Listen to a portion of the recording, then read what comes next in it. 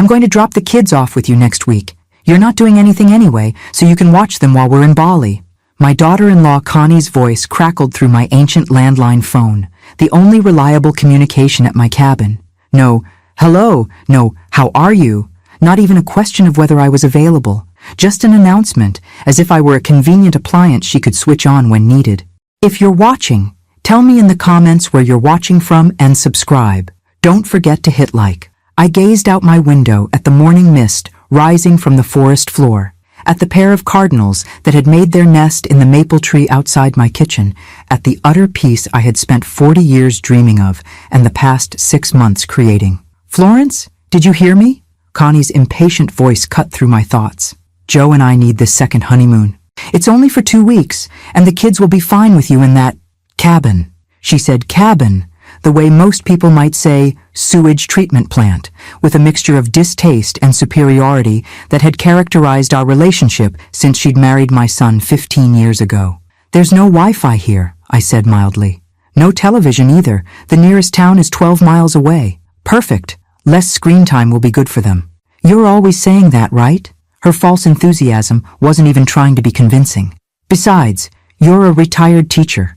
You'll figure something out to keep them occupied. I could have argued, could have reminded her that my retirement to this remote cabin in the Adirondacks after 40 years of teaching high school biology was precisely so I wouldn't have to figure out how to occupy children anymore. Could have mentioned that while I love my grandchildren, the twins Kevin and Kimberly were city kids through and through, and 15-year-old Candace had made it abundantly clear during Christmas that she found both nature and me excruciatingly boring. Instead, I smiled to myself, a plan already forming.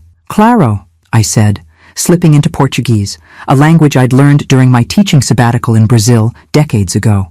When stressed, I sometimes revert to it, enjoying the melodious flow that English lacks. What? Connie asked. Sorry, I meant, of course. Yes, you can bring them next week. Great. We'll drop them off Monday morning. Our flight's at 3. The relief in her voice was palpable. Oh, and Florence? Pack away any weird science stuff you have around. You know how squeamish Kimberly gets about bugs and things. I glanced at my collection of preserved specimens, the pride of my teaching career donated to me upon retirement. Butterflies under glass, beetle specimens, and yes, several jars of various creatures suspended in formaldehyde that had fascinated generations of students. I'll make sure everything is appropriate, I replied, which wasn't exactly a promise to remove anything. After we hung up, I sat at my small kitchen table, cupping my tea with both hands. The solitude I'd so carefully constructed was about to be shattered by an 8-year-old boy who couldn't go 20 minutes without electronic entertainment, his twin sister who screamed at the sight of earthworms, and their teenage sister whose face I'd rarely seen without a phone in front of it. Yet rather than dread, I felt something unexpected stirring within me. The familiar strategic excitement I used to get before implementing a particularly challenging lesson plan with a difficult class. For 40 years, I'd taught teenagers who initially had zero interest in biology. By the end of each school year, I'd converted most of them into amateur naturalists who could identify local species and understand ecological connections. I hadn't lost my touch just because I'd traded a classroom for a cabin. Well, I said to the cardinal pair, now flitting about their nest. Looks like we're about to have company. I spent the next few days preparing, not by childproofing my cabin or hiding my scientific collections, but by crafting what might be the most important lesson plan of my career. From the storage shed, I retrieved the old fishing poles I'd bought at a yard sale but hadn't yet used. I dusted off field guides, magnifying glasses, and the telescope that had belonged to my late husband. I pulled out the watercolor set I'd been saving for the right moment, along with journals with handmade paper that I'd purchased from a local artisan. Then I hiked to specific locations around my property, noting the beaver dam that had created a small pond perfect for observing amphibians, the fox den I'd discovered last month, and the clearing where deer gathered at dawn. I marked small trails, subtle enough that they required genuine attention to follow, leading to these natural wonders. The day before their arrival, I baked, not cookies or brownies, but hearty multigrain bread that required kneading by hand and simple granola that needed careful stirring to toast evenly. Foods that involved process, patience, and participation. By Sunday evening, everything was ready. I sat on my porch rocker, watching fireflies begin their nightly display against the darkening trees. My cabin was small, just 2 bedrooms, a combined kitchen and living area, a bathroom with a clawfoot tub, and my screened porch. The twins would share the guest room. Candace would take the pull-out couch. It would be cramped, but that was part of the plan. During my teaching career, I'd learned that discomfort often precedes growth. Students who were pushed just beyond their comfort zones, not traumatically, but enough to disrupt complacency, were the ones who experienced the most profound development. My grandchildren had spent their entire lives cushioned by convenience, entertainment on demand, and parents who confused indulgence with affection. Connie's dismissive words echoed in my mind. "You're not doing anything anyway." It was a common misconception about retirement, especially from someone like Connie, who measured worth by productivity and status. She couldn't comprehend that my quiet days observing nature, reading, writing in my journal, and simply being present were not nothing. They were everything I'd worked 4 decades to achieve. But perhaps she'd inadvertently given me a gift. These 2 weeks were an opportunity to share what I valued with the next generation of my family. To show them that nature isn't merely a backdrop for selfies or an inconvenience to be controlled, but a complex, fascinating world that rewards patient attention. As darkness fell completely, the stars emerged in breathtaking clarity, free from city light pollution. The Milky Way stretched across the sky like a celestial river, and I spotted 3 satellites tracking their silent paths among the constellations. "Let's see if you can resist this," I whispered to the night sky, imagining Candace's reaction to this view compared to her perpetually illuminated urban environment. I wasn't naive enough to think this would be easy. There would be complaints, resistance, probably even tears. But underneath their manufactured needs and electronic dependencies, my grandchildren were still curious humans with an innate connection to the natural world, even if it had been buried under layers of modern distraction. And I had 2 weeks to help them rediscover it. The lesson was prepared. Now I just needed my students to arrive. Monday morning arrived with a symphony of birdsong that I'd grown accustomed to but never tired of. The complex melodies of thrushes, the chattering of chickadees, the rhythmic drumming of a pileated woodpecker somewhere in the distance. I rose with the sun, as usual, savoring the quiet routine I'd established. Stretching exercises on the porch, a simple breakfast of oatmeal with fresh berries, then a walk to check my rain gauge and thermometer, recording the data in my weather journal as I'd done every day since moving to the cabin. These small rituals had become sacred to me, and I performed them with special appreciation, knowing they were about to be disrupted. By the time I heard the unmistakable sound of tires on my gravel driveway, too fast, kicking up dust clouds visible through the trees, I was centered and ready. My son Joe's SUV emerged from the tree line, gleaming and out of place against my rustic setting. It pulled up beside my weathered Subaru, and for a moment, no one emerged. I could imagine the scene inside, the final negotiations, bribes, and threats being issued to ensure good behavior during the handoff. Finally, the doors opened.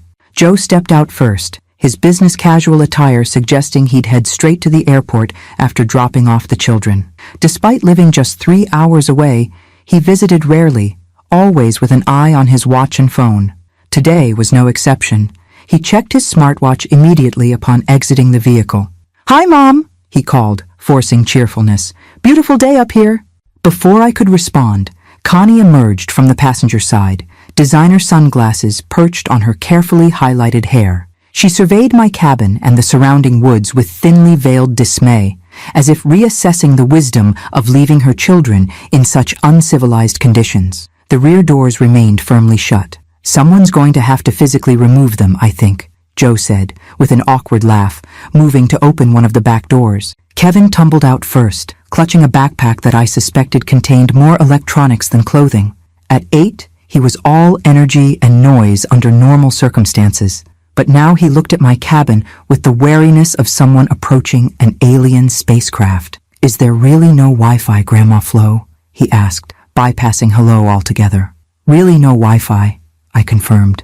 "But there's a fox den about a quarter mile that way, and I spotted bear tracks near the creek yesterday." His expression wavered between horror and reluctant interest at the mention of bears. Kimberly emerged next, a pink rolling suitcase in tow that was entirely impractical for my gravel pathways. She immediately slapped at her arm. "Something bit me already," she wailed. "That was a leaf that brushed against you, Kimmy," Joe said, patience already wearing thin. "Remember what we talked about? No dramatic scenes." Last, and with the most obvious reluctance, Candace exited the vehicle.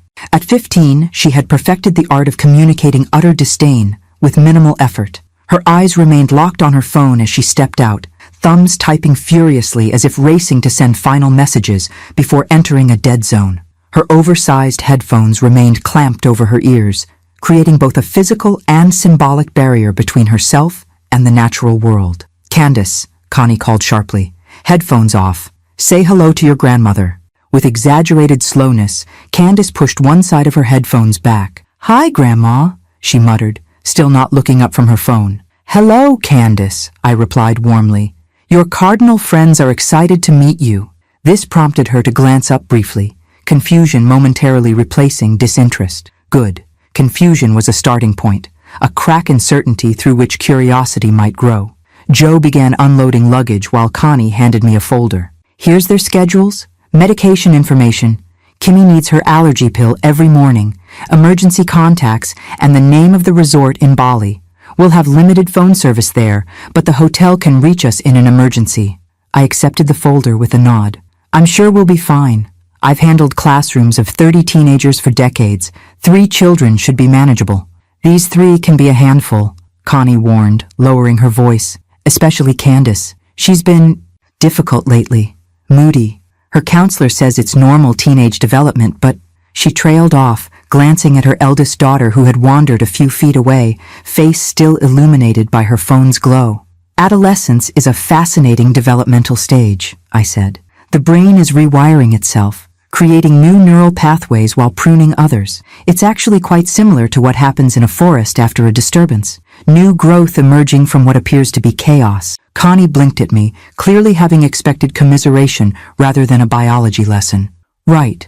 Well, they've all had breakfast, but the twins will be hungry again soon. They're used to snacking regularly. Food will be available when it's prepared," I said pleasantly. "And they're welcome to pick berries when they're hungry between meals. The blackberries along the south path are particularly sweet right now." Another blink. "They don't really forage." "They will," I replied simply. The goodbye process was mercifully brief. Hugs were exchanged, last-minute instructions issued, and promises of good behavior extracted. As Joe and Connie prepared to leave, I noticed Candace's shoulders tense, a momentary flash of vulnerability beneath her carefully constructed indifference. Despite her protests about coming here, she was still a child watching her parents leave her behind. "We'll FaceTime you from the resort," Connie called as they climbed back into the SUV. "The landline doesn't support video calls," I reminded her, "but we can certainly speak by phone."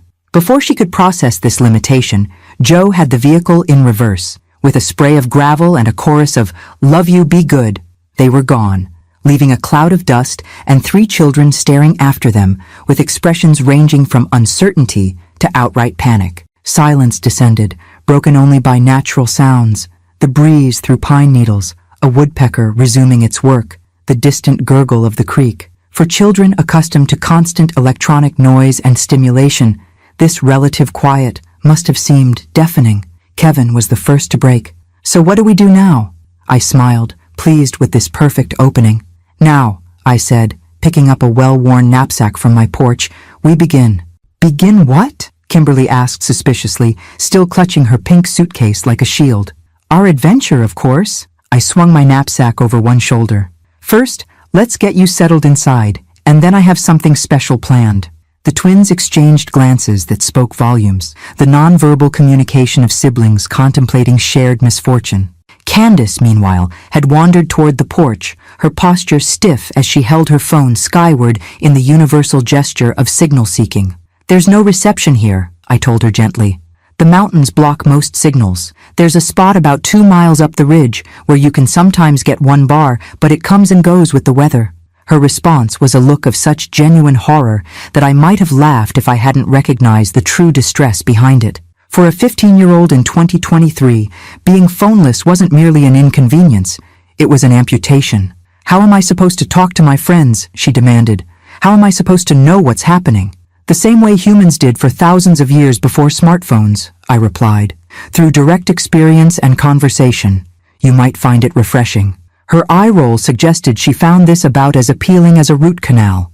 Inside the cabin, the children's reactions to their temporary home were exactly as I'd anticipated.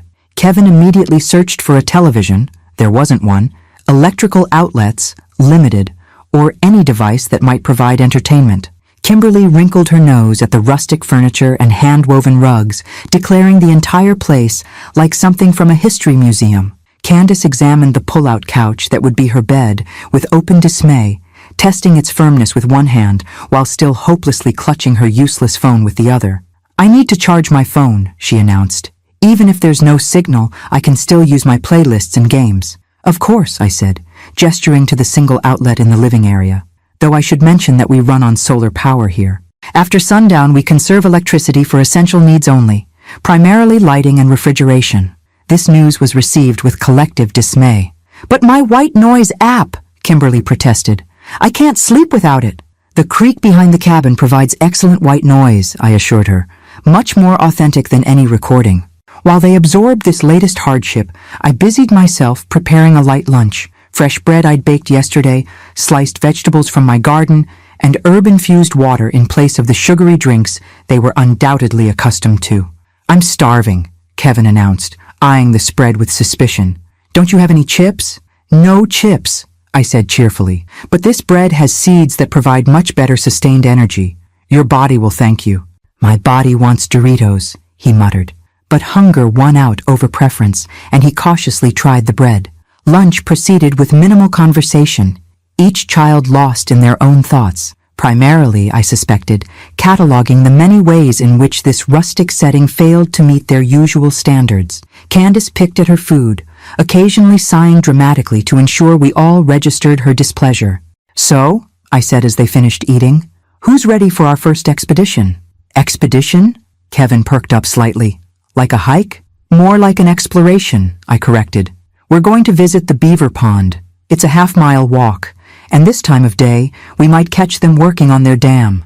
Beavers? Kimberly's voice rose an octave. Aren't they dangerous? Not unless you're a tree, I assured her.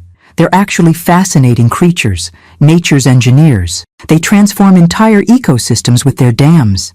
I'm not going, Candace announced flatly. I'll stay here and read or something. She glanced around for the first time, noting the bookshelves lining one wall. You do have books, right? Several hundred, I confirmed, though many are field guides and scientific texts. I'm afraid there's nothing about teenage vampires or dystopian love triangles. Her eyebrows rose slightly, perhaps surprised that I knew enough about young adult literature to make the reference. Before she could respond, Kevin interrupted. Do we have to go? Can't we just, I don't know, play a game or something? I have many games, I said. Chess, backgammon, cards. But those are evening activities. Afternoons are for exploring while the light is good. I meant video games, Kevin clarified, with the exasperated tone of someone explaining the obvious. Ah. No, I don't have those. I began packing a small bag with water bottles, field glasses, and a first aid kit. The expedition begins in 15 minutes. Wear closed-toed shoes and bring a hat if you have one. The sun can be intense in the clearings.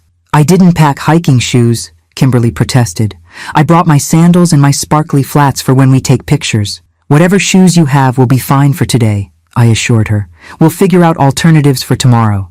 As they reluctantly prepared, I could hear their whispered complaints and declarations of boredom. Candace remained adamant about staying behind, and after considering whether to insist, I decided to allow it. Forcing her would only reinforce her resistance. Better to let curiosity develop naturally. Exactly 15 minutes later, the twins and I set out along the narrow path leading to the beaver pond. Their initial reluctance gave way to cautious observation as I pointed out interesting features along the way. A fallen log transformed into a nursery for fungi, a series of woodpecker holes that told the story of insect infestations beneath the bark, delicate wildflowers with medicinal properties that indigenous people had used for centuries. This one, I said, indicating a small purple flower, was used to treat bee stings, and this moss can serve as a natural bandage in emergencies. Why would we have an emergency? Kimberly asked immediately, her anxiety flaring. We won't, I assured her. But isn't it fascinating to know how people survived before modern medicine? Kevin, despite his earlier resistance, began asking questions about animal tracks we encountered. His natural curiosity was emerging, just as I'd hoped.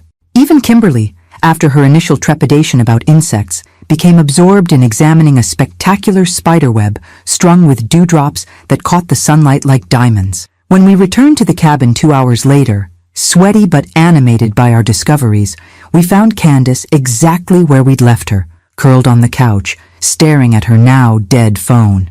"You missed the beaver," Kevin informed her, with newfound authority. "It slapped its tail on the water when it saw us. It was like a gunshot. Thrilling," Candace muttered, but I caught her glancing out the window with the first flicker of something other than disdain, perhaps wondering what else might be out there beyond the cabin walls. That evening, as I prepared a simple dinner of vegetable stew and cornbread, I observed the subtle shifts already occurring. The twins were arguing about what they'd seen at the pond, their voices excited rather than whiny. And Candace, though still determinedly aloof, had found my shelf of astronomy books and was quietly paging through one featuring spectacular nebula photographs. Day 1, I thought with satisfaction. Just 13 more to go. By day 3, a pattern had emerged. Mornings were met with renewed resistance, complaints about the firmness of beds, the simplicity of breakfast, oatmeal or eggs, never the sugared cereals they were accustomed to, and most persistently, the absence of electronic entertainment. Yet by afternoon, following whatever exploration I'd planned, this resistance softened into reluctant engagement.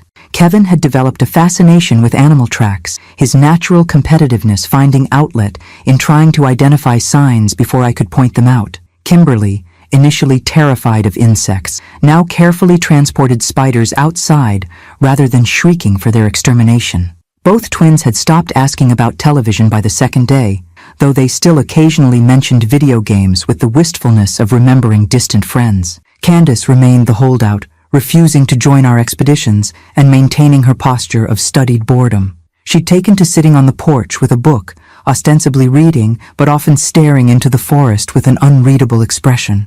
Her phone battery had died on the first day, and though I'd shown her where she could charge it, the device's uselessness without signal had diminished its appeal. On the evening of the third day, after the twins had fallen asleep, exhausted from helping me transplant seedlings in the garden, I found Candace standing on the porch, looking upward. The night was clear, the moon a thin crescent that did little to diminish the dazzling canopy of stars. "It's incredible, isn't it?" I said quietly, joining her at the railing. No light pollution to obscure the view. She didn't answer immediately, her face titled upward, expression softer than I'd seen since her arrival. "I've never actually seen the Milky Way before," she finally admitted. "Not like this. In the city, you can barely see any stars at all." "Would you like to see it through the telescope?" I offered. "Your grandfather's old celestron is quite powerful. You can make out Saturn's rings on clear nights like this." She hesitated, the automatic rejection visibly warring with genuine curiosity. "I guess," she said finally, affecting nonchalance, "it's not like there's anything else to do." I set up the telescope on the flat rock behind the cabin that served as my stargazing platform. Candace watched with poorly disguised interest as I aligned the scope, first finding the moon and then moving to Jupiter, its Galilean moons visible as tiny pinpricks of light. "Take a look," I invited, stepping aside. She approached cautiously, as if the telescope might bite, then bent to peer through the eyepiece. Her sharp intake of breath told me everything. "Those are actual moons?" she asked, her voice hushed with awe. "Like, not a picture?" "Not a picture," I confirmed. "That's direct light that's traveled millions of miles to reach your eye. You're seeing them in real time. Well, minus the light travel delay." She continued staring through the scope, making small adjustments to follow Jupiter's movement. "This is better than the pictures," she finally said. "There's something profound about a direct experience," I agreed. "No screen between you and the reality, no one else's filter or interpretation." We spent over an hour moving from celestial object to object, the Andromeda Galaxy, star clusters in Sagittarius, the reddish tint of Mars. Candace asked increasingly sophisticated questions, her adolescent facade of indifference crumbling under genuine wonder. "Did you and Grandpa come out here a lot?" she asked, as I showed her how to realign the telescope. When you were younger? Your grandfather was the one who taught me about the stars, I told her. On our first date, he brought a telescope much like this one to a field outside the college where we met. I was impressed by his knowledge, and he was a handsome devil in those days. This earned a small smile, the first real one I'd seen from her. Mom never talks about him, she said, or about what you guys were like when you were younger. Your mother didn't know your grandfather very well, I said carefully. He passed when your father was in college, and your parents didn't meet until several years later. But Dad doesn't talk about him either. Or about you, really. She glanced at me. No offense. None taken. Your father and we've had a complicated relationship since your grandfather died. Joe had to grow up quickly, take on responsibilities he wasn't quite ready for. Like what? I considered how much to share with a 15-year-old. Financial pressures, emotional burdens. His father was gone suddenly, and I was struggling with my own grief. Joe became very focused on security, on tangible achievements. Material success, Candace said with surprising perception. That's all they care about. The right address, the right schools, the right appearances. The bitterness in her voice revealed depths I hadn't fully appreciated. And that's not what you value? I asked gently. She shrugged, returning to the telescope to avoid eye contact. What's the point? You spend your whole life working for bigger houses and nicer cars, and then you're too busy working to actually live in the house or drive the car. The insight was startlingly mature, revealing a critical awareness of her parents' lifestyle I hadn't expected. There are many ways to measure a successful life, I told her.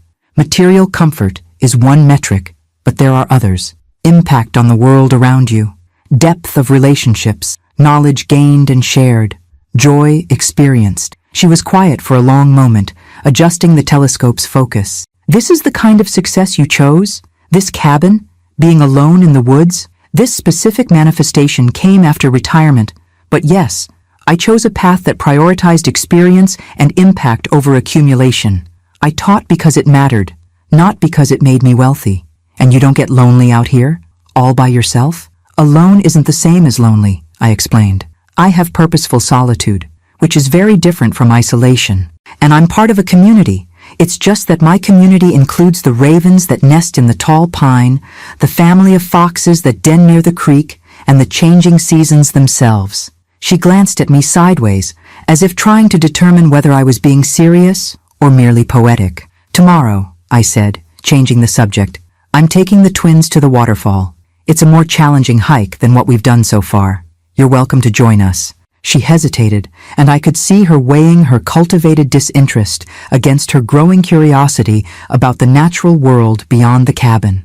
Maybe, she said finally, if I'm not doing anything else. Given that her options consisted primarily of reading my books or staring at her dead phone, this was practically an enthusiastic acceptance. I nodded, careful not to show too much satisfaction at this small victory.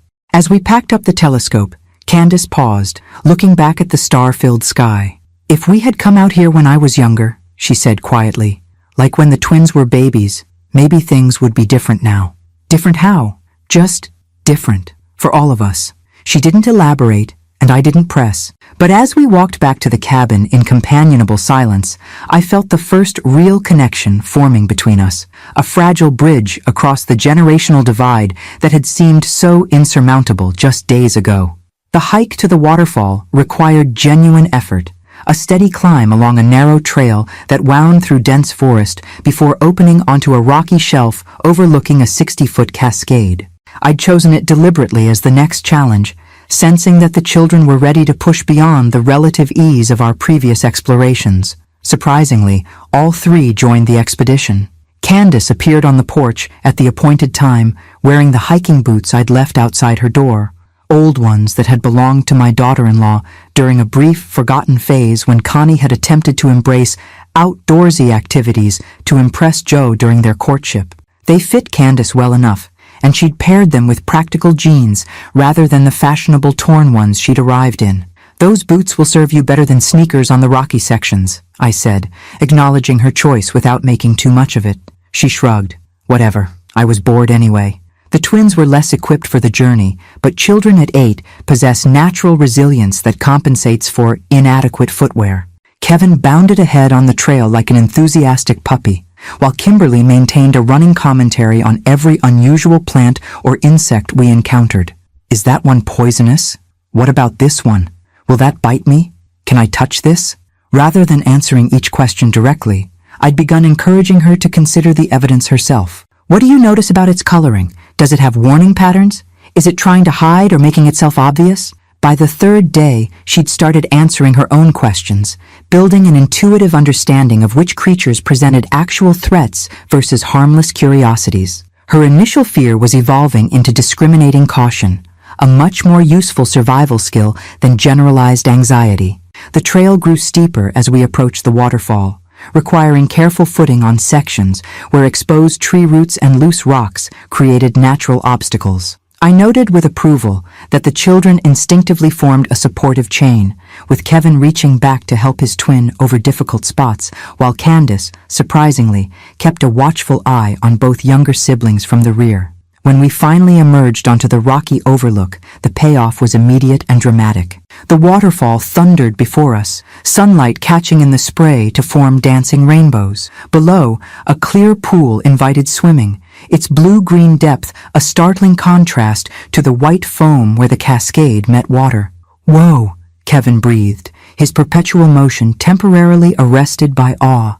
"It's like something from a movie," Kimberly added, her voice hushed beneath the waterfall's roar.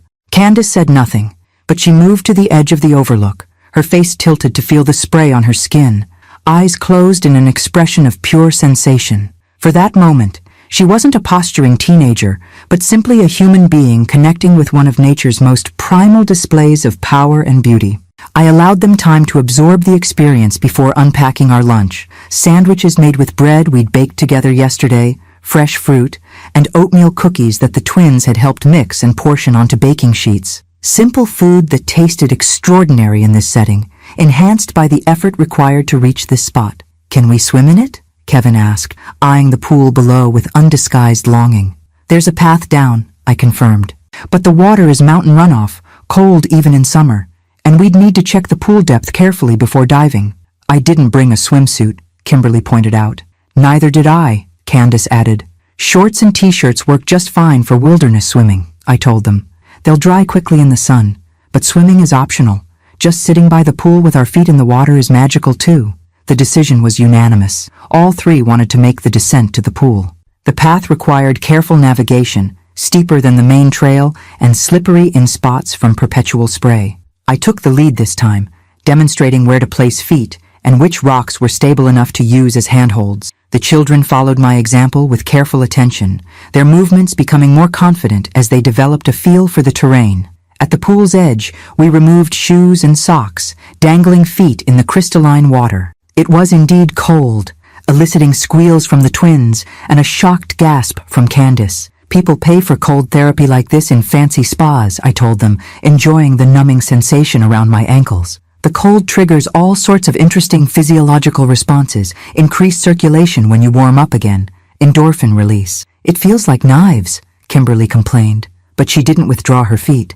"Just wait," I advised. "In a minute, it stops feeling cold and starts feeling alive." Candace gave me a skeptical look, but as the initial shock faded, her expression changed to surprised pleasure.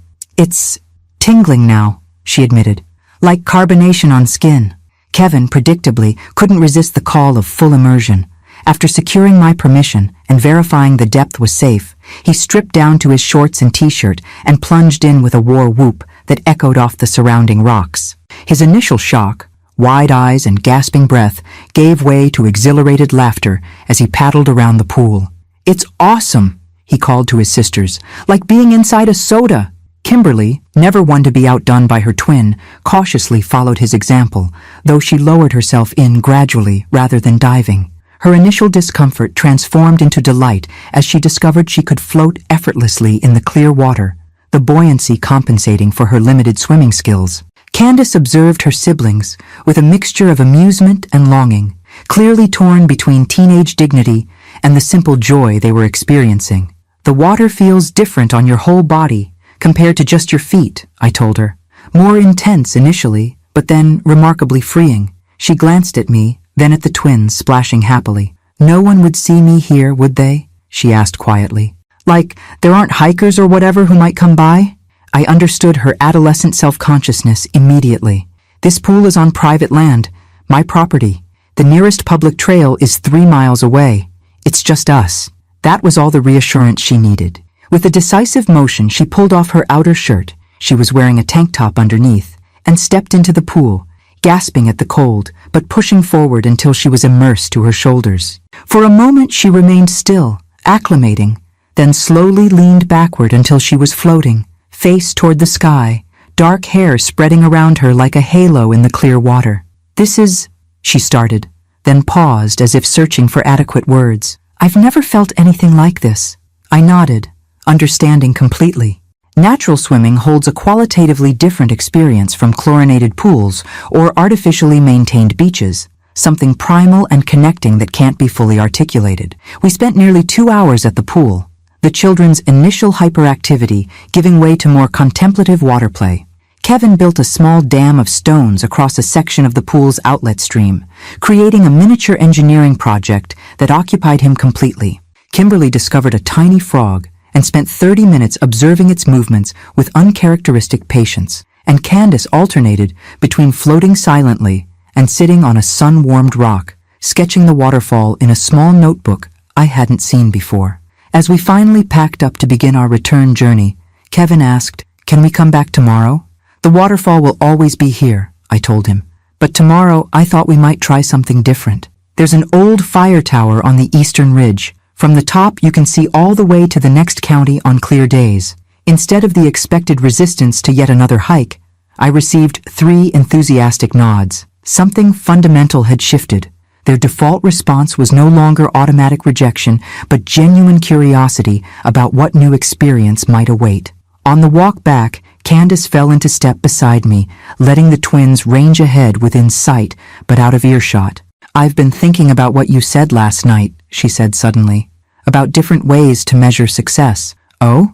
I kept my tone casual, sensing the importance of not overreacting to this voluntary conversation. "Yeah, I think maybe I've been measuring it wrong too.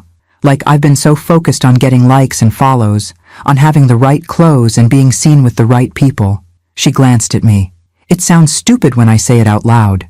"Not stupid," I corrected gently. "Just one particular value system. The question is whether it's bringing you fulfillment or just temporary validation." She was quiet for several steps, considering this. "I don't think I know what real fulfillment feels like," she finally admitted. I gestured toward the forest around us. "This is a good place to start finding out." The 7th day brought rain, not the gentle, misty precipitation that occasionally drifted through the mountains, but a proper summer thunderstorm that rolled in before dawn with dramatic flashes of lightning and window-rattling thunder. By breakfast time, water streamed from the cabin's eaves in silver curtains, and the forest beyond the windows had transformed into a dripping, fog-shrouded mystery. "I guess we're not hiking today," Kevin said, his disappointment evident as he pressed his nose against the glass, watching raindrops race down the pane. "Today we experience a different aspect of nature," I told him, setting a pot of cocoa on the wood stove I'd lit to ward off the unusual chill. "Storms are as much a part of the forest's life as sunshine." "What do people do out here when it rains?" Kimberly asked, genuine curiosity replacing what would have been a complaint just days ago. "We listen," I said simply. "We observe. We catch up on indoor projects, and sometimes we just sit and be." "Be what?" Kevin looked confused. "Not be anything. Just be." I smiled at his puzzlement. It's a concept many adults struggle with too, the idea of existing without constant doing. "Like meditation?" Candace asked unexpectedly. I glanced at her with renewed interest. "Yes, something like that." "Have you tried meditation?" She shrugged, stirring her oatmeal. "They offered it at school last year. Mindfulness sessions. Most kids thought it was stupid, but I kind of liked it." This small revelation, one she would certainly never have shared with her mother, confirmed my growing understanding of my eldest grandchild. Beneath her carefully constructed shell of teenage indifference lay a contemplative spirit struggling to emerge within a family and social system that valued external achievement over internal development. As we finished breakfast, I outlined the day's options. We could make candles from the beeswax I collected last month, or start the quilt we talked about yesterday using scraps from the rag bag.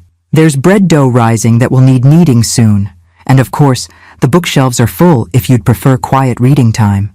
To my delight, each child chose a different activity. Kevin was eager to try candle making, his perpetual energy finding purpose in the methodical dipping process. Kimberly, who had revealed an unexpected interest in texture and color, gravitated toward the quilt project. And Candace, after examining the bookshelves more carefully than she'd allowed herself to do previously, selected a volume on native medicinal plants that had belonged to my grandmother.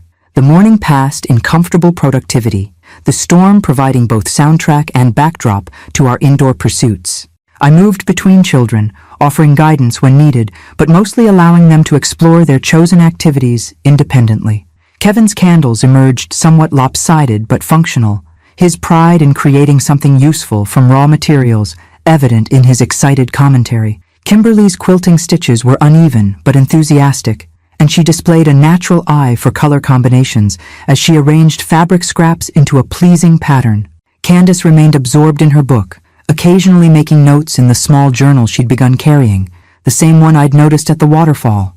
When she thought no one was watching, I observed her sketching leaf patterns and copying information about plant properties, her focus complete. The sullen teenager who had arrived with perpetual complaints about boredom had vanished entirely, replaced by a young scholar conducting independent research with genuine passion. After lunch, soup simmered with vegetables from the garden and the last of yesterday's bread. The storm intensified. Wind whipped rain against the windows in horizontal sheets, and thunder crashed directly overhead. Rather than inspiring fear, the dramatic weather seemed to energize the children. "This is way better than those fake thunderstorm sounds on Kimmy's white noise app," Kevin declared, abandoning his candles to press against the window, counting seconds between lightning and thunder to calculate the storm's distance. "It's like we're inside the storm instead of just hearing it," Kimberly agreed, joining her brother at the window. Her earlier fear of natural phenomena had evolved into fascinated respect, a healthier relationship with the world's more challenging aspects. As afternoon progressed, the storm's fury gradually subsided, leaving steady rain in its wake. The consistent patter on the cabin's roof created a cocoon of sound that wrapped around us, somehow both stimulating and calming. I noticed Candace had moved from the table to the window seat, her book abandoned as she gazed out at the transformed landscape, completely absorbed in the simple act of watching raindrops collect and fall from leaves. "I've never just watched rain before," she said when she noticed me observing her. "At home, rain is annoying. It messes up your hair or your shoes, makes you late for things. I never thought of it as something to actually pay attention to."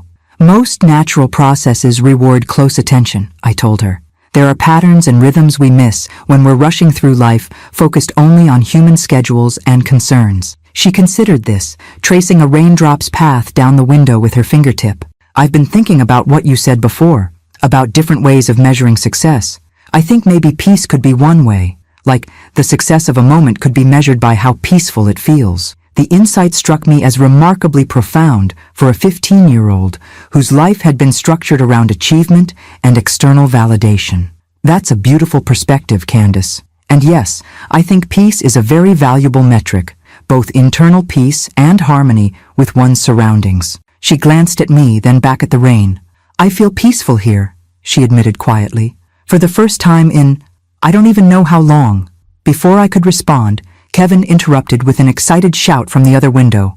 "Grandma Flo, there's a deer! Right there by the big pine tree." We all gathered at his window, watching as a doe and her fawn emerged cautiously from the forest edge, moving with delicate precision across the clearing beside the cabin. The rain had softened to a gentle mist, and evening sunlight had begun to penetrate the clouds, casting the scene in a golden glow that seemed almost deliberately theatrical in its beauty. "They're so close," Kimberly whispered, awestruck. "The rain dampens our scent," I explained softly, "and they're used to my presence here. I've never threatened them, so they've come to accept the cabin as part of their environment." We watched in reverent silence as the deer grazed peacefully, the fawn occasionally prancing in small circles around its mother, tail flicking with youthful energy. It was a scene no wildlife documentary could fully capture. The immediacy of witnessing these wild creatures going about their lives just feet away, unaware of being observed through glass. After several minutes, The doe raised her head suddenly, ears pivoting toward some sound we couldn't detect. With a flick of her tail as signal, she and the fawn bounded back into the forest, disappearing into the underbrush as silently as they had emerged. That was, Kevin began, then stopped, apparently unable to find adequate words. Magic, Kimberly supplied. Real magic, Candace agreed. Not the fake kind in movies. As dusk settled around the cabin, we prepared a simple dinner together. Tasks divided by unspoken agreement, each child having found their niche in our small domestic ecosystem. Kevin set the table with unexpected care, arranging his handmade candles as centerpieces. Kimberly assembled a salad, meticulously incorporating herbs I'd taught her to identify from the kitchen garden. And Candace, most surprisingly, took charge of the main dish, a vegetable stew she'd helped me prepare the day before, now reheated and enhanced with fresh additions. Watching them move around the kitchen with growing confidence, I felt a profound satisfaction that transcended mere pride in their developing skills. Something fundamental was shifting in these young people, a reconnection with basic human competencies and natural rhythms that their technology-saturated, convenience-oriented urban lives had never required or encouraged. The storm had provided an unexpected gift, a day of enforced contemplation and presence that had deepened our connection not just to each other, but to the elemental experience of being human in a world that extends far beyond our constructed environments and artificial timelines. I think, Kevin said thoughtfully as we sat down to eat by candlelight, this was my favorite day so far. Looking at their peaceful faces, illuminated by the warm glow of beeswax candles, I silently agreed. By the end of the first week, we had settled into a rhythm that would have been unimaginable when the children first arrived. Mornings began with shared responsibility for breakfast. Kevin had become surprisingly adept at stoking the wood stove to just the right temperature. Kimberly had developed a signature oatmeal with foraged berries and honey, and Candace had taken over coffee preparation with scientific precision, treating my old stovetop percolator like laboratory equipment requiring exact measurements and timing. No one mentioned screens anymore. The twins had stopped asking about television or video games, their endless energy channeled into exploration and hands-on projects. Candace's phone remained plugged in, but ignored, like a vestigial appendage no longer serving any vital function. I had caught her looking at it once or twice, but with bemused detachment rather than longing, as if it were an artifact from a former life she was rapidly outgrowing. On the 8th morning, I proposed something different. Today, I announced as we cleared the breakfast dishes, each of you will lead an expedition. 3 pairs of eyes regarded me with varying degrees of surprise and interest. What do you mean? Kevin asked. I mean that instead of me deciding where we go and what we observe, each of you will take a turn leading us to something you've discovered or something you're curious about. You'll be the guides, I'll be the follower. The idea clearly intrigued them. After brief consideration, we decided that Kevin would lead the morning expedition, Kimberly the afternoon, and Candace would guide us on an evening excursion, taking advantage of the clear night forecast for stargazing. Kevin's choice was immediate and characteristic, the beaver pond, which had become his favorite location. But instead of taking the direct path I'd shown them initially, he led us on a circuitous route he'd apparently been exploring on his own during our daily adventures. I found a different way that goes past the fox den, he explained with newfound confidence. And there's a really cool hollow tree that has mushrooms growing inside it, like the whole inside is filled with them. His path indeed revealed features of the forest I hadn't shown them, demonstrating how thoroughly he'd been absorbing our surroundings. When we reached the hollow tree he'd described, I was impressed by the thriving fungal ecosystem within. A spectacular display of oyster mushrooms cascading down the interior of the dead trunk. Kevin, this is a wonderful find, I told him sincerely. These oyster mushrooms are not only beautiful but edible. If you'd like, we could harvest some for dinner tonight. His eyes widened. We can eat these? For real? They're not poisonous? Oyster mushrooms are among the safest wild mushrooms to identify, I confirmed. Notice the distinctive shape, the gills that run all the way down the stem, and the slightly sweet smell.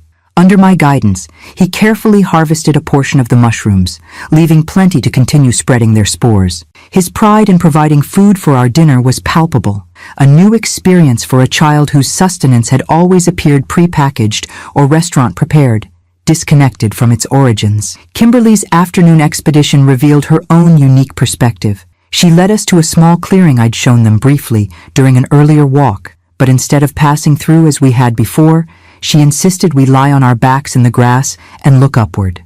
Everyone's always looking forward when they walk, she explained with 8-year-old wisdom. But there's a whole different forest if you look up. Following her instruction, we reclined in the clearing's soft grass. The perspective shift was indeed dramatic. Treetops swayed against blue sky, creating a living cathedral of intersecting branches and dappled light. Birds moved through upper canopies, and occasionally a squirrel would leap from branch to branch, visible only because of our unusual viewpoint. I've been counting how many different bird songs I can hear, Kimberly told us proudly. I'm up to 12 distinct ones, but I don't know all their names yet. That's excellent observation, Kimberly, I praised her. Identifying birds by sound is a skill that takes time to develop. Some expert birders can recognize hundreds of species just by their calls. We spent nearly an hour in the clearing, simply listening and looking upward. I identified bird songs when I could, but mostly encouraged the children to develop their own awareness, to notice patterns and differences without rushing to categorize. This type of open attention, observing without immediately analyzing or naming, was a cognitive skill sadly underdeveloped in education systems focused on testable knowledge rather than experiential understanding. Candace's evening expedition was the most elaborate. After dinner, which featured Kevin's mushrooms sautéed with garden herbs, she led us not to the usual stargazing rock, but to a small rise beyond the cabin I hadn't realized she'd discovered. She had clearly prepared in advance, bringing the quilts from our beds to spread on the ground, thermoses of hot chocolate she'd prepared without assistance, and most surprisingly, a set of star charts she'd drawn herself, based on her studies of my astronomy books. I thought we could track the movement of specific constellations, she explained as we settled onto the quilts. If we note the exact position now, then check again in 2 hours, we can actually see the rotation of the Earth reflected in how they move across the sky. Her preparation and scientific approach impressed me deeply. This was not a teenager humoring her grandmother, but a young scientist designing an observational study with proper methodology. That's an excellent experimental design, Candace, I told her. The ancient astronomers used similar techniques to map the heavens long before they had modern equipment. As darkness deepened and stars emerged in breathtaking profusion, Candace guided us through her planned observations. She had developed a genuine facility with the telescope, locating celestial objects with increasing skill. But more impressive was her ability to share her knowledge with her younger siblings, explaining complex astronomical concepts in terms they could understand without condescension. "See that cluster there?" she asked Kevin, helping him cite along her pointing finger. "That's the Pleiades, the 7 sisters. Different cultures around the world have stories about them. The Greeks thought they were the daughters of Atlas, turned into stars to escape a hunter. But Native Americans had completely different stories for the same stars. How can the same stars be in different stories?" Kimberly wondered. "Because humans make meaning from what they observe," Candace explained with surprising insight. "The stars themselves don't tell stories. We create stories to understand them, based on our own cultures and experiences." I listened to this exchange with quiet amazement. The sullen, phone-obsessed teenager who had arrived at my cabin just over a week ago had transformed into a thoughtful young philosopher capable of contemplating how humans construct meaning from natural phenomena. It was the kind of intellectual and spiritual growth I had hoped for, but hadn't dared expect so quickly. As we concluded our stargazing session, the children growing drowsy despite their interest, Candace lingered behind when the twins headed back to the cabin. In the moonlight, her expression was uncharacteristically vulnerable. "Grandma," she said quietly, "I've been thinking about something, and I wanted to ask you about it before Mom and Dad come back." "Of course," I encouraged, sensing the importance of whatever she was struggling to articulate. "I don't want to go back to how things were before." Her voice caught slightly. "Being here has made me realize how empty everything felt. School, friends, social media, it all seems so fake now, so pointless. Change is difficult," I acknowledged, "especially when you're the one who's changed while everything around you remains the same." She nodded, eyes fixed on the star-filled sky. "I was thinking, what if I didn't go back? What if I stayed here with you, at least for a while?" The question hung between us, weighted with implications that extended far beyond this summer night. In her young face, illuminated by starlight, I saw both hope and fear, the tentative reaching toward an authentic life and the terror of rejection. That, I said carefully, would be a very big decision with many factors to consider, but I'm honored that you would even think of it. Will you at least think about it, she pressed, before they come back? I promise to give it serious thought, I assured her, and we'll talk more about what it might look like, practically speaking. She seemed satisfied with this non-committal response, at least for now. As we walked back to the cabin together, her hand slipped into mine, a gesture of childlike trust I hadn't experienced from her since she was very small. In that simple touch, I felt the weight of responsibility her question had placed on me, along with the precious opportunity it represented. The lesson I had planned for my grandchildren had yielded results beyond my expectations. The question now was how to preserve these transformations beyond our time together in the forest, and whether Candace's radical proposal might actually be the answer, not just for her, but for all of us. The second week deepened the changes I'd observed in my grandchildren, cementing new habits and perspectives that would have seemed impossible when they first arrived. The twins now moved through the forest with confidence rather than trepidation, distinguishing edible berries from toxic ones, identifying animal tracks, and navigating by natural landmarks instead of GPS. Their constant questions had evolved from, "When can we go home?" to "How does this work?" and "Why does that happen?" The fundamental queries of naturally curious minds engaging with their environment. But it was Candace whose transformation remained most profound. After broaching the subject of staying with me, she had thrown herself into forest life with redoubled enthusiasm, as if determined to prove her seriousness. She rose before dawn to accompany me on my morning data collection rounds, diligently recording temperature, rainfall, and wildlife sightings in her own journal. She had begun a meticulous herbarium, pressing plant specimens between pages of old encyclopedias and labeling each with both scientific and common names. Most surprisingly, she had developed an unexpected bond with my neighbor Gerald, an 80-year-old retired botanist who lived 3 miles away, my closest human neighbor both geographically and philosophically. I'd taken the children to visit his cabin on day 10, primarily to show them his remarkable greenhouse where he propagated endangered native plant species. While the twins had been politely interested, Candace had remained behind when we left, absorbed in conversation with Gerald about his conservation work. She'd returned to my cabin hours later, bursting with excitement about Gerald's offer to teach her grafting techniques for rare apple varieties he was preserving from abandoned homesteads throughout the region. He says these heritage apples are disappearing because commercial orchards only grow a few varieties, she explained breathlessly.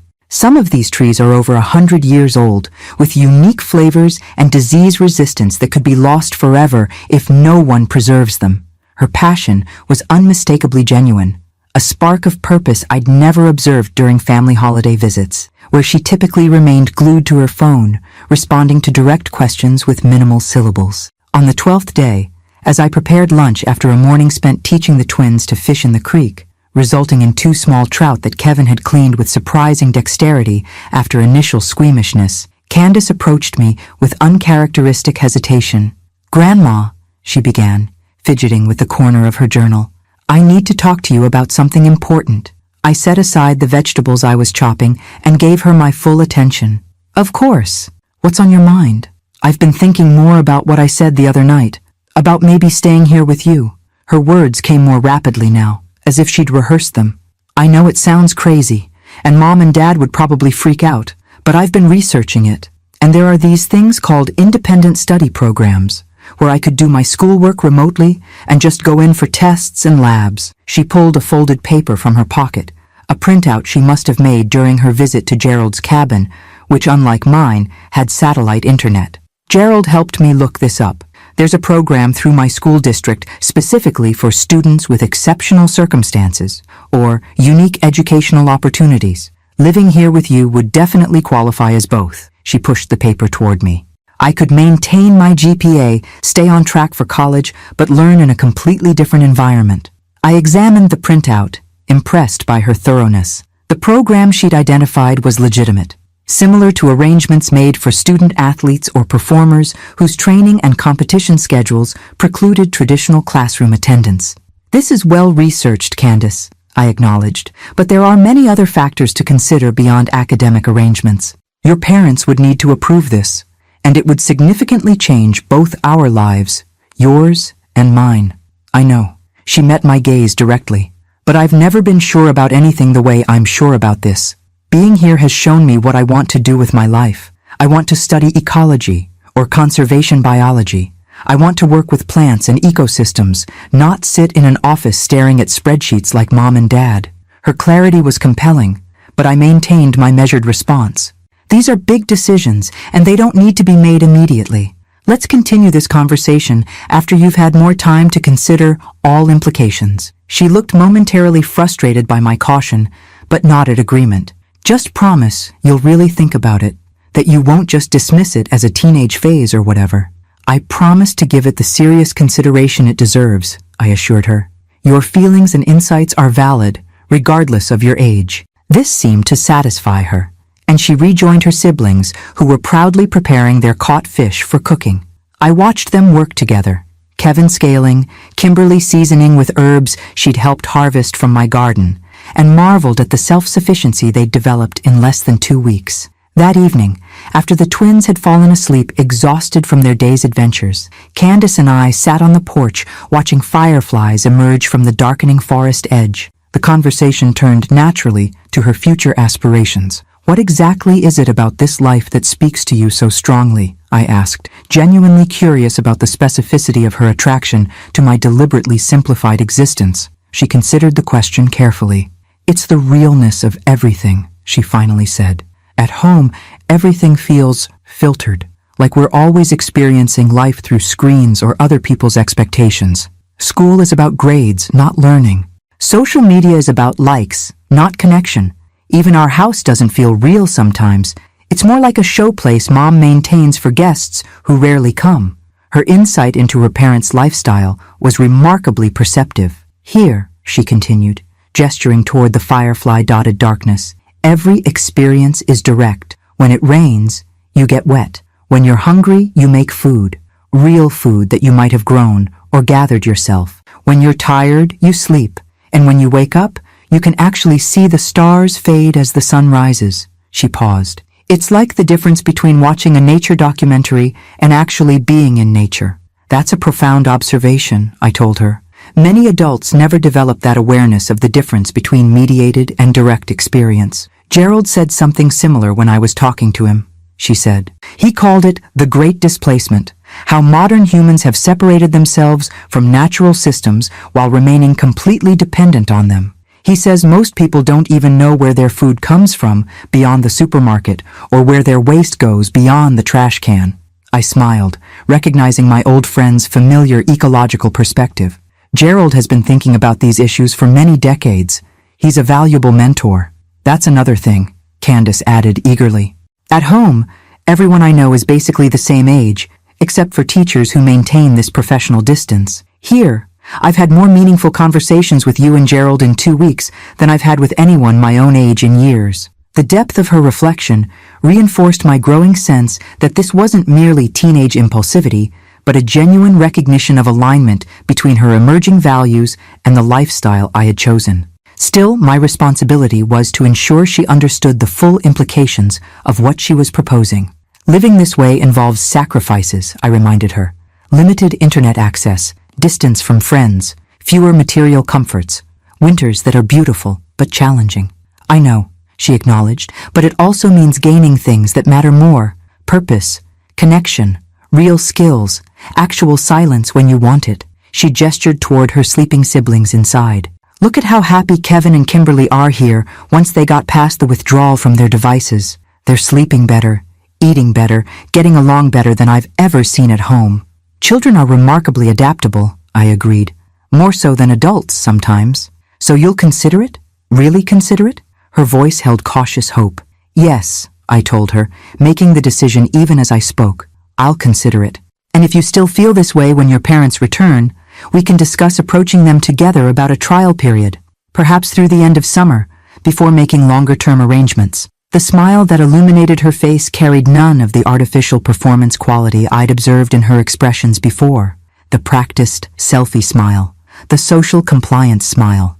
This was pure joy, unfiltered and genuine. "Thank you," she whispered, suddenly wrapping her arms around me in an impulsive hug, "for taking me seriously, for seeing me."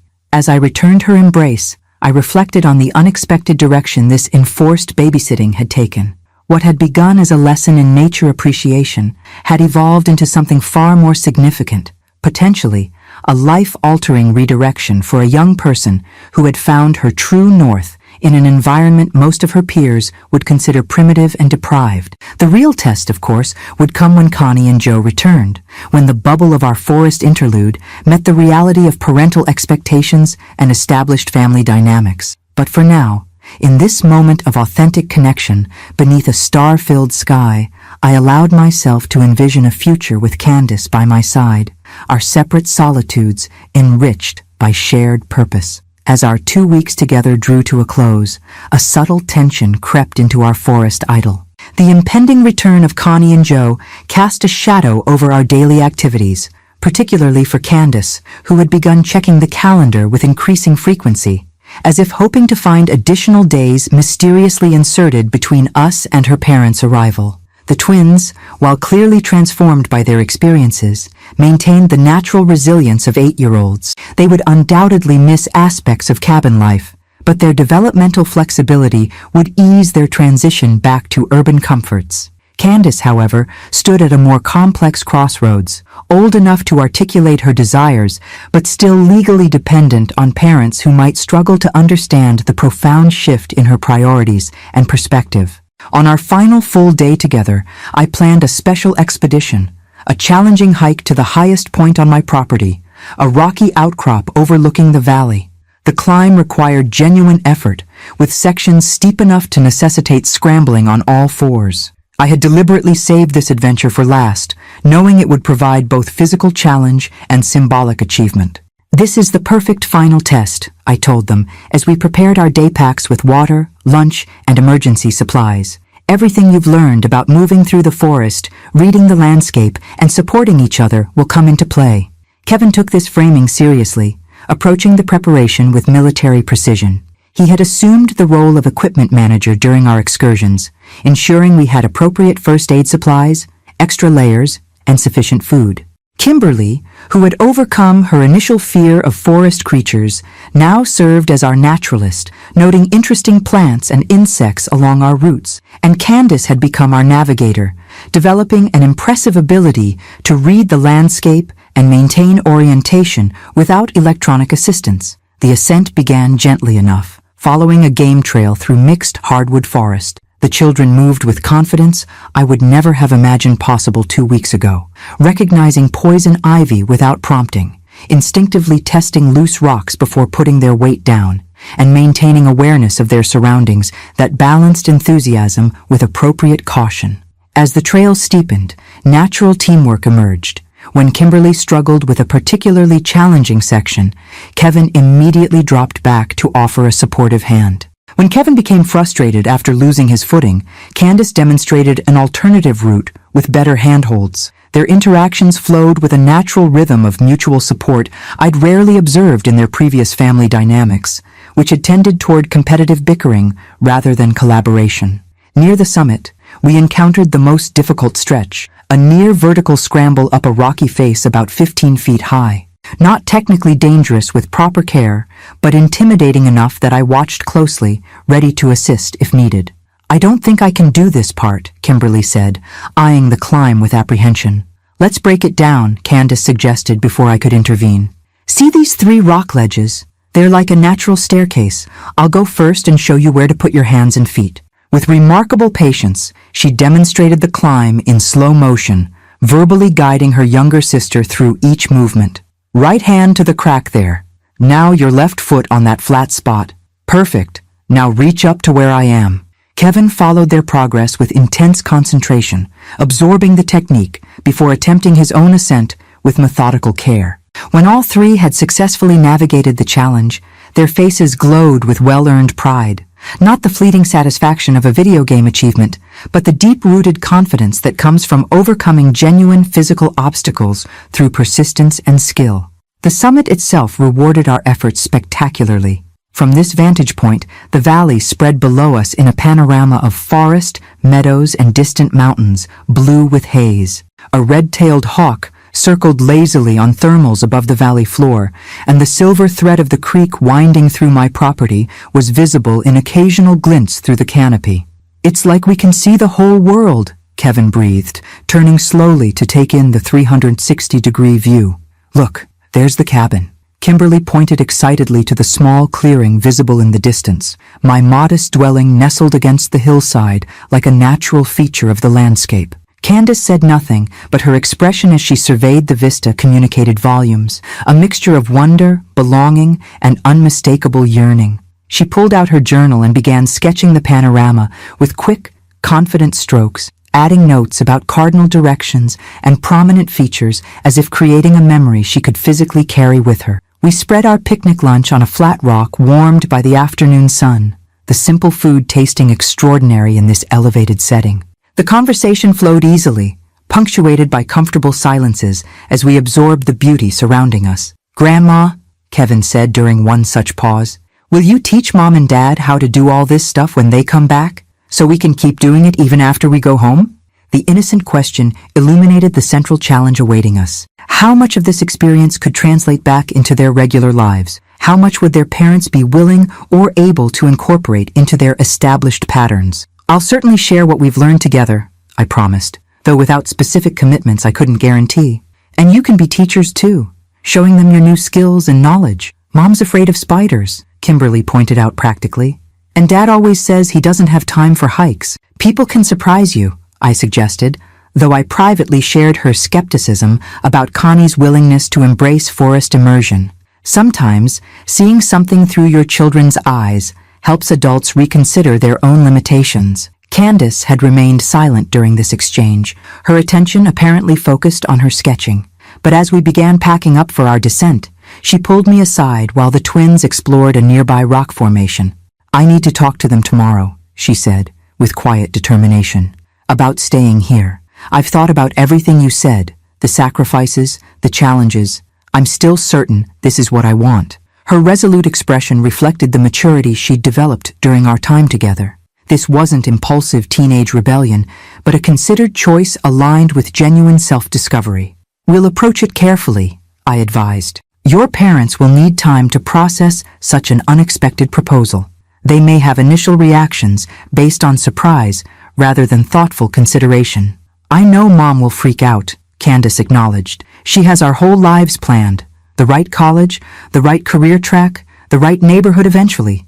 This doesn't fit her script at all. Remember that her concerns, however frustrating, likely come from genuine care," I suggested. "Parents often confuse their vision of what's best for their children with what actually is best. The challenge is helping them see the difference." "Will you back me up?" she asked, vulnerability breaking through her determined facade. "When I tell them tomorrow? I'll support your right to be heard," I promised, "and I'll offer a practical framework that addresses their legitimate concerns while respecting your insights about your own needs and aspirations." This seemed to satisfy her, and we rejoined the twins for our descent. The return journey proceeded smoothly, all three children applying their newly developed skills with confidence and appropriate caution. The forest that had initially seemed threatening to them now felt like familiar territory, not without its challenges and mysteries, but navigable through knowledge, attention, and mutual support. As evening settled around the cabin, our final night together carried a bittersweet quality. We prepared dinner collectively, each child contributing components they had mastered during our time together. Kevin built and maintained the perfect cooking fire. Kimberly assembled a salad featuring items she had helped harvest from the garden, and Candace prepared a surprising dessert, wild blackberry cobbler made from berries we had gathered the previous day, following a recipe she had carefully transcribed from my handwritten cookbook. After dinner, we sat on the porch watching fireflies emerge from the darkening forest edge. The atmosphere was contemplative rather than melancholy, a shared awareness that something significant was ending, but also that something meaningful had been created that would persist beyond our time together. "I have something for each of you," I said, retrieving the small packages I had prepared during quiet moments over the past few days, tokens to remember our forest lessons. For Kevin, I had created a small field guide of animal tracks we had identified together, illustrated with my own drawings and including his observations written in his own words, his first scientific publication of sorts. For Kimberly, a collection of pressed flowers and leaves we had gathered, mounted with information about each species and its ecological role. And for Candace, a more substantial gift, my grandmother's journal documenting her own nature observations and herbal knowledge, a family legacy I had always intended to pass on to someone who would truly value it. As they examined their gifts with evident appreciation, I observed the changes written in their very postures, the increased confidence, the greater ease in their bodies, the capacity for sustained attention that had replaced restless electronic dependency. Whatever happened tomorrow when their parents returned, these transformations were real, and I hoped enduring. Whatever comes next, I told them as we prepared for our final night's rest, remember that what you've learned here isn't just about forest skills. It's about how to be fully present in your own lives, how to observe closely, how to find wonder in ordinary things, and how to make really good blackberry cobbler, Kevin added with characteristic pragmatism, lightening the moment. We laughed together, the sound mingling with night insects and distant owl calls in the symphony of forest evening. Tomorrow would bring its own challenges as our forest interlude collided with the expectations and patterns of their regular lives. But tonight, in this moment, we had achieved something genuine and precious, a reconnection with basic human capacities for attention, wonder, and direct engagement with the natural world. As the children settled into sleep, I remained on the porch, contemplating the lesson I had prepared for Connie, a lesson far more challenging than any I had offered my grandchildren, and one whose reception was far less certain. The true test of our forest transformation would come not in the wilderness, but in the reaction of those who had, inadvertently, made it possible through their casual dismissal. You're at loose ends anyway. You can watch them while we travel. The lesson was prepared. Tomorrow would reveal whether anyone beyond my grandchildren was ready to learn it. They arrived precisely at noon, their luxury SUV incongruous against the rustic backdrop of my cabin, gleaming with city polish that seemed almost vulgar after 2 weeks immersed in natural textures and earth tones. I watched from the porch as Connie emerged first, designer sunglasses perched on her highlighted hair, scanning the clearing with barely concealed apprehension, perhaps expecting to find her children transformed into wild creatures after their forest exile. Joe followed more slowly, his business casual attire suggesting they had other appointments scheduled after retrieving their children, efficiency always being paramount in their tightly choreographed lives. His expression was difficult to read, part guilt, part curiosity, part the perpetual distraction of a man whose attention was divided between present circumstances and the endless stream of emails undoubtedly accumulating on his silenced phone. I had strategically positioned myself alone on the porch, the children inside preparing the small welcome display they had insisted on creating, a tableau of their forest discoveries and creations arranged on the main table. This staging was deliberate, allowing me to observe Connie and Joe's unfiltered reactions without the immediate distraction of the children's presence. "Florence," Connie called with false brightness as they approached. "The place looks exactly the same." The pause suggested she had searched for a compliment and failed to find one. "Nature changes slowly," I replied mildly. "That's part of its wisdom." Joe offered a more genuine smile as he reached the porch steps. "Thanks for taking the kids, Mom. The trip was exactly what we needed. Completely rejuvenating." "I'm glad to hear it," I said, noting that neither had actually asked about their children yet. "Your timing is perfect. We've just finished preparing lunch if you'd like to join us before heading back." "Oh, we should really get on the road," Connie began, but Joe interrupted with unexpected assertiveness. "Actually, lunch sounds great. We have time." This minor disagreement, Joe countermanding Connie's reflexive efficiency, was unusual enough to raise my interest. Perhaps their rejuvenating trip had shifted some dynamics between them as well. As I led them inside, their reactions to the cabin's interior told distinct stories. Connie's gaze darted critically over the simple furnishings and handmade touches, mentally cataloging all that didn't meet her standards of contemporary comfort. Joe, however, seemed to relax slightly, his shoulders lowering as he absorbed the cabin's peaceful atmosphere, a subtle homecoming I hadn't anticipated. Then the children appeared, and all other observations became secondary to the dramatic tableau of recognition unfolding before me. Connie actually took a physical step backward, her practiced smile faltering. "Oh my God," she breathed, the exclamation escaping before she could censor it. Joe simply stared, his mouth slightly open in genuine shock. The transformation was indeed striking, even to me who had witnessed its gradual progression. All three children stood straighter, their postures reflecting newfound physical confidence. Their skin glowed with health, tanned, a few minor scratches and insect bites visible as badges of authentic outdoor engagement. Their clothing was functional and well-worn, dirt embedded in knees and elbows. But most dramatically, their expressions reflected a centered alertness utterly unlike the restless, screen-oriented distraction that had characterized them upon arrival. Kevin broke the stunned silence, rushing forward with unrestrained enthusiasm. "Dad! Mom! We have so much to show you! I made fire! Like actual fire with just sticks and kindling.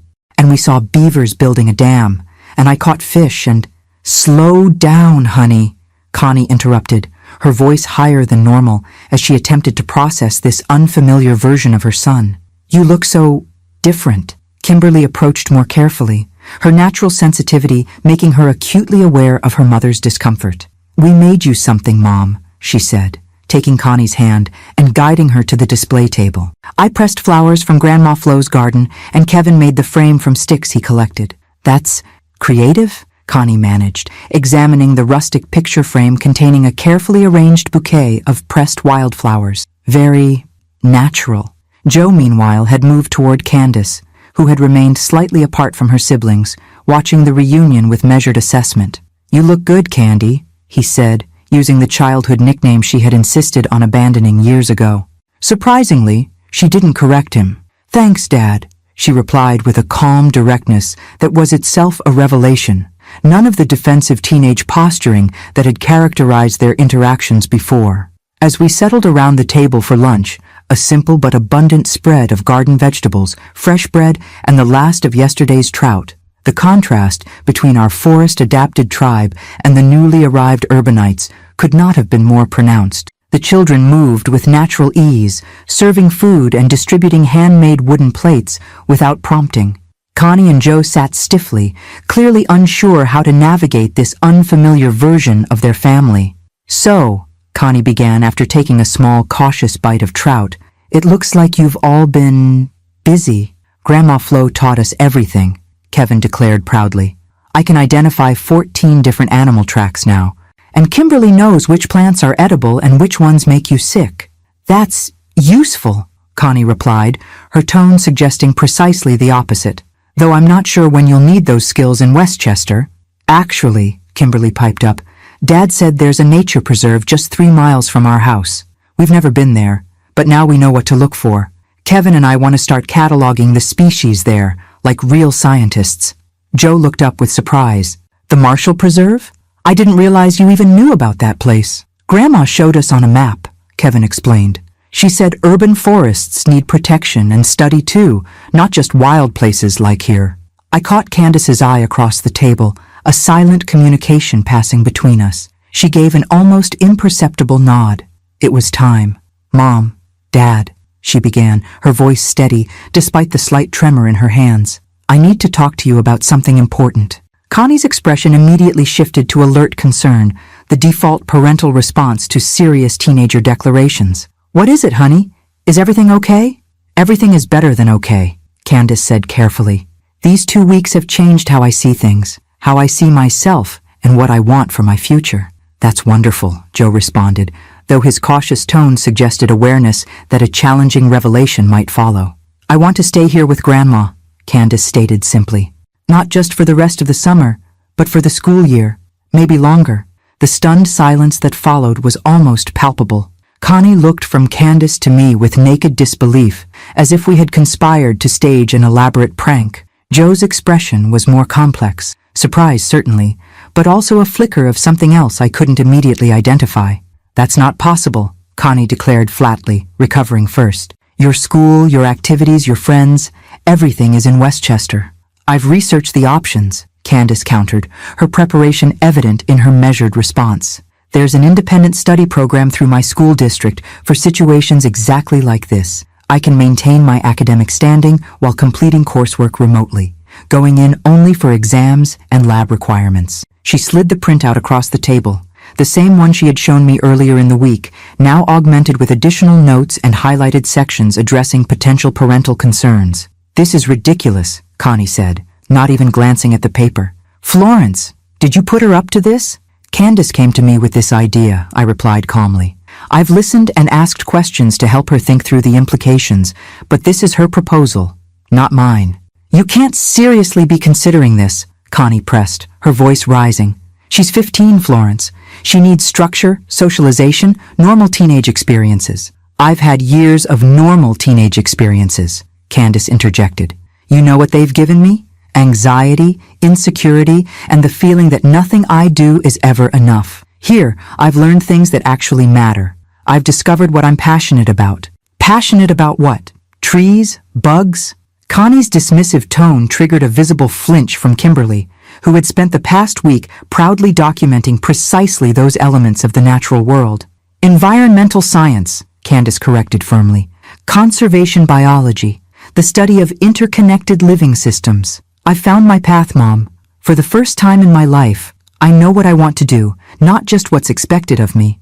The conviction in her voice struck me as the most powerful argument she could make. This wasn't teenage rebellion, but genuine self-discovery. Joe seemed to recognize this too, studying his daughter with newfound attention. "Let's all take a deep breath," he suggested, surprising me with his moderating role. Usually Connie dominated family discussions. "Candace, these are big life changes you're proposing. We need time to discuss this properly, to consider all aspects." "That's fair," Candace acknowledged, the maturity of her response another testament to her transformation. "But please actually read my research and proposal before dismissing it outright." Joe picked up the printout, scanning it with the focused attention he typically reserved for business documents. "This is more comprehensive than I expected," he admitted after a moment. "Joe," Connie protested, "you can't seriously be entertaining this idea." Instead of immediately deferring to her objection, as I expected, Joe continued reading, then looked up at his daughter with an expression I hadn't seen him direct toward any family member in years. Genuine respect. "You've put real thought into this," he acknowledged. "The academic plan is sound, but there are many other considerations: financial, logistical, social." "I know," Candace agreed. "I'm not asking for an immediate yes, just for you to truly consider it instead of automatically rejecting anything that doesn't fit your established plan for my life." The directness of this critique clearly struck home. Connie's expression shifted from dismissal to something more complicated. Wounded pride, mixed with dawning recognition that the child before her had changed in ways that couldn't be easily reversed or ignored. The twins, who had been following this exchange with wide-eyed attention, chose this moment to contribute their perspective. "Candace is really happy here," Kevin offered. "She smiles all the time now. At home, she's always in her room with the door closed. And she's super smart about plants and stars," Kimberly added loyally. "She could be a real scientist someday." Their simple observations held a power that more elaborate arguments might have lacked. The unfiltered truth, as perceived by children who loved their sister and had witnessed her transformation firsthand. As the conversation continued, Connie raising practical objections, Candace calmly addressing each one, Joe asking increasingly thoughtful questions, I observed the subtle but significant shift occurring. What had begun as an impossible proposal was gradually being reframed as a challenging but potentially viable alternative path. The lesson I had prepared for Connie and Joe was being delivered not by me, but by their children, particularly by Candace, whose newfound clarity and purpose spoke more eloquently than any argument I could have constructed. The outcome remained uncertain. There would be many more discussions, compromises, and adjustments before any final decision. But as I watched my son engage genuinely with his daughter's vision for her future, asking about Gerald's mentorship possibilities, inquiring about college preparation within the independent study framework, I recognized that something fundamental had already been accomplished. My grandchildren had found something authentic in the forest, not just practical skills or nature appreciation, but a reconnection with their essential selves, unbuffered by screens and social performance. And in doing so, they had created the possibility of transformation not just for themselves, but for their parents as well. You know, Joe said during a pause in the conversation, looking around the cabin with new awareness. I haven't been up here since I helped Dad build the back porch extension. That was what, 20 years ago? 23, I corrected gently. The summer before you started business school. He nodded, a flicker of recognition crossing his features. I remember now. We spent that whole week working together. No phones, no interruptions. You were quite good with a hammer, I told him. Your father was very proud of what you built together. Something in his expression softened at this simple acknowledgement. Maybe, he began, then paused, seeming to reconsider his words. Maybe we could come up for weekends sometimes. All of us. Not just drop the kids off, but actually stay. Reconnect with this place. The suggestion, tentative as it was, represented a seismic shift from the man who had been too busy to visit his mother more than once a year for the past decade. Connie appeared startled by this unexpected alliance forming against her practical objections, but as she looked at her children's hopeful faces, something in her reflexive opposition wavered. We'll need to discuss this much more thoroughly, she said, though with less certainty than before. There are many factors to consider. Of course, I agreed, offering her a diplomatic bridge. Important decisions deserve careful consideration. As lunch concluded and the inevitable moment of departure approached, I observed the children's contrasting reactions. The twins gathered their few treasures with the resilience of their age, already contemplating how to incorporate their new knowledge into their regular lives. But Candace moved with deliberate slowness, her gathered specimens and journals carefully packed as if in preparation for a return rather than a departure. When the moment came to say goodbye, she embraced me with fierce intensity, whispering, "This isn't over, Grandma. I'm coming back, whatever it takes." I held her equally tightly, recognizing the steel in her voice that reminded me so much of myself at her age. "The forest will be waiting," I assured her. "As will I." As I watched the SUV disappear down my driveway, carrying my transformed grandchildren back to their urban existence, I felt not sadness, but a quiet satisfaction. The lessons I had prepared had taken root more deeply than I could have hoped, particularly in Candace, whose life trajectory had been visibly altered by our time together. Whether she returned for a weekend, a summer, or a more extended stay remained to be seen. But something essential had been awakened in her that would not easily be suppressed by a return to suburban routines and expectations. I settled into my porch rocker as evening approached, the forest reclaiming its peaceful rhythms around me. The cabin felt larger in the children's absence, but not empty. Their energy lingered in the spaces they had occupied, in the projects they had created, in the subtle ways they had left their mark on my solitary domain. "Well," I said to the cardinal pair now settled in their usual evening perch nearby, "that's a lesson they won't soon forget."